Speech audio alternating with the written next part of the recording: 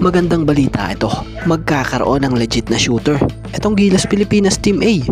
Jeremiah Gray is here. At Vic Manuel, tunay na nasa team na ng Converge at pumirma na. So yan ang ating mga tatalakayin. Speaking of Vic Manuel, kamakailan lamang ay naglalaro ito sa MPBL para sa team ng Pangasinan Heatwaves. At siya nga po pala, isa sa naging main player ito ng team na ito. Pero ngayon, ito't nasa team na siya ng Converge para maglaro muli dito sa PBA. So legit na balik PBA na itong si Vic Manuel, ang tinaguri ang muscle man ng PBA.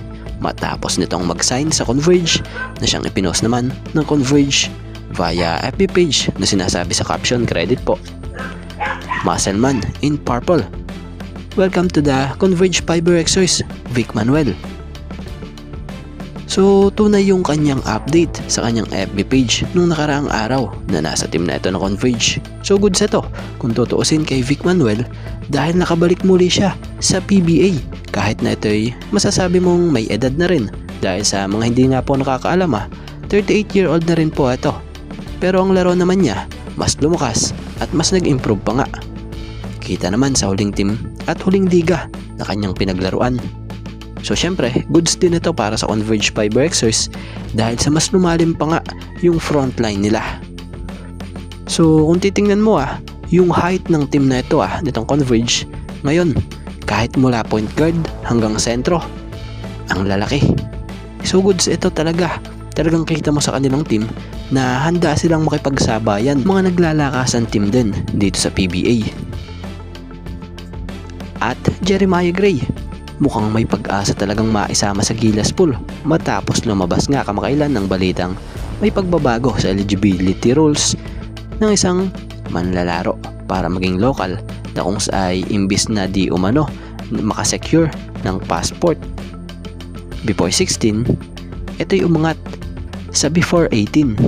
At balitay sa isang naging interview nga po or pahayag ni Coach Tim, may isang manlalaro nga po itong nabanggit about sa bagong eligibility rules ng FIBA. Ito nga yung kanyang sharpshooter sa Hinebra na si Jeremiah Gray. So balitay hindi ito nakakuha or nakapag-secure ng Philippine passport before 16. Pero possible nakapag-secure ito before 18. So kung magkataong pasok sa bagong rules ng FIBA itong si Jeremiah Gray, posibleng magawaran ito ng pagiging local player para sa Gilas Pilipinas at posibleng swak din ito sa Gilas pool ng Gilas. So kung magkataon magkakaroon na ng malaking shooting guard itong Pilipinas dahil nga po itong estilo ng paglalaro ni Jeremiah Gray, kaya niya nga po maglaro sa 1-2-3 position. So kagandahan kay Jeremiah Gray, 6'5" shooter na may depensa pa talaga. Bukod dun bagamat may mga nagsasabi na bakit daw kukunin pa ito, injury prone naman. Ito nga lang po ang sagot dyan, wala kayong pake, hindi kayo ang coach. So respeto na lang natin yung decision nung may karapatan at yung kinikilalang mahusay na tactician coach. Yung iba kasi hindi pa alam na ganito talaga ang tunay na laro ng isang Jeremiah Gray, kung ano-ano nang sinasabi, sat-sat na lang ng sat-sat. So sa mga hindi nakakaalam, sanay nga po siya sa paglalaro sa international game. Minsan na rin itong nabitbit ang bandera ng Pilipinas.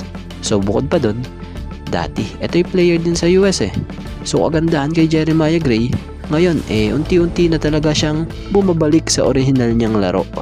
Tapos kita mo na mas matured na nga siya maglaro ngayon. Kagandahan pa rito, kung makapasok siya sa Gilas pool, posibleng maging malaking tulong ito sa ensayo ng Gilas Pilipinas dahil gamay na nga po niya ang tinatakbo ng sistema nitong si Coach Tim. Bonus na lamang kung maisama siya sa Final 12.